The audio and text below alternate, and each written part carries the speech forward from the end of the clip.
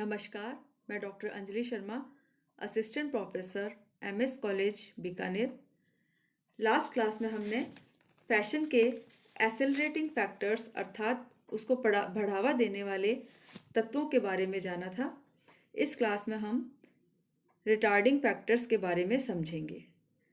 वो फैक्टर्स जो कि फैशन साइकिल के विकास में बाधा उत्पन्न करते हों, वो या तो लोगों को नए फैशन को एक्सेप्ट करने में हतोत्साहित करते हैं या पुराने फैशन को पहने रखने के लिए उत्साहित करते हैं, रिटार्डिंग फैक्टर्स कहलाते हैं। फर्स्ट है इसमें हैबिट एंड कस्टम्स। नए स्टाइल के एक्सेप्टेंस को धीमा करके तथा प्रयोग में आ रहे फैशन के लाइफ स्पैन को बढ़ाकर हैबिट और कस्टम्स फैशन मूवमेंट पर ब्रेकिंग इफेक्ट डालते हैं। हैबिट लोगों का नई स्कर्ट लेंथ, सिलहट्स, नेकलाइंस और कलर्स को अडॉप्ट करने से रोकती है। जब भी शॉपर अनकॉन्शियसली ऐसे स्टाइल सेलेक्ट कर लेते हैं जो कि पहले वाले स्टाइल से बहुत भिन्न नहीं होता, तब ऐसी स्थितियां ज़्यादा उत्पन्न होती है। कस्टम पुराने फैशन को पहने रखने, स्टेटस सिंबल को बनाए रखने तथा कुछ रीति रिवाज और स्पेशल नीड उन्हें नए फैशन को एक्सेप्ट करने में बाधा उत्पन्न करती है। Example, placement off button, crease of pant and trousers. आज के समय में जब मैन एंड वुमेन को समानता के अधिकार दिए जा रहे हैं तो उनकी ड्रेस में भी काफ़ी समानता आ गई है, किंतु समाज ने जहां औरतों को ट्राउजर्स पहनने की स्वीकृति दे दी है, वहां मेंस को अभी भी स्कर्ट या वुमेन गारमेंट पहनने की स्वीकृति नहीं मिली है। नेक्स्ट है रिलीजन।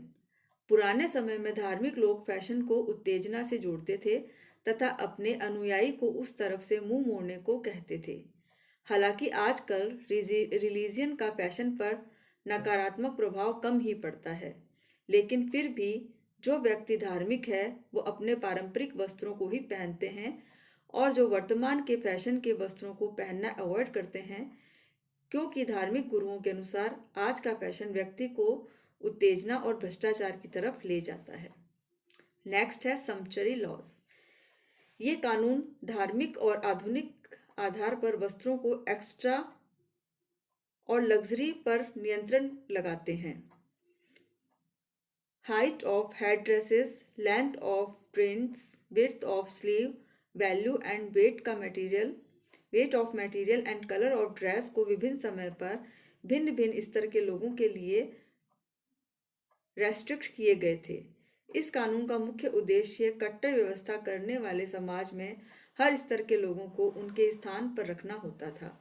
इसीलिए जब कोई डिज़ाइनर डिज़ाइन करता है, उसे कई बाधाओं का सामना करना पड़ता है और इस कारण से वो ड्रेस में बहुत ज़्यादा वैरायटी प्रोड्यूस नहीं कर पाता, जो कि फैशन साइकिल की स्पीड को कम करती है। नेक्स्ट है नेचर ऑफ मर्केंटाइज। सभी मर्केंटाइज फैशन साइकिल में एक ही गति से नहीं चलते। ज़्यादातर मर्केंटाइज का नेचर उसकी गति की दर के लिए जिम्मेदार होता है। एग्जाम्पल, पहले यह माना जाता था कि मेंस फैशन साइकिल वुमेन की तुलना में धीमी गति से चलती है, किंतु आज मेंस के बदलते हुए जीवन शैली ने मेंस के फैशन साइकिल को भी बढ़ावा दिया है। वुमेन की ड्रेसेस की फैशन साइकिल एसेसरीज की तुलना में धीमी गति से चलती है, जबकि कई एसेसरीज आज अपैरल के जैसे पूरी लाइफ में ही साइकिल में ही चलती है। Reduction in consumer buying power. Consumer की क्रय शक्ति का फैशन साइकिल के मूवमेंट पर महत्वपूर्ण प्रभाव पड़ता है। जब बाइंग पावर बढ़ती है तो फैशन साइकिल की गति तेज हो जाती है। इसके विपरीत बाइंग पावर कम होने से फैशन की गति धीमी पड़ जाती है। इस अव्यवस्था में व्यक्ति केवल वही वस्त्र खरीदता है जो उसके लिए आवश्यक होते हैं। इस तरह से कर बढ़ जाने पर, आपातकालीन स्थितियों में या ब्याज की दर बढ़ जाने पर भी ऐसा होता है। जनता जितनी गरीब होगी उसका फैशन पर उतना ही कम प्रभाव पड़ेगा। इसके अतिरिक्त एक क्लासिफिकेशन और है जिसे हम इस तरह से समझ सकते हैं, जो कि फैक्टर फैशन को अफेक्ट करते हैं। उसमें है सोशल इन्फ्लुएंस, जिसमें habit of customs, changes in women status, change in man's role, religion आते हैं। नेक्स्ट है कल्चरल एंड पॉलिटिकल इन्फ्लुएंस, जिसमें influence of other culture and our culture by western culture on Indian culture पर भी इसका प्रभाव देखा जाता है।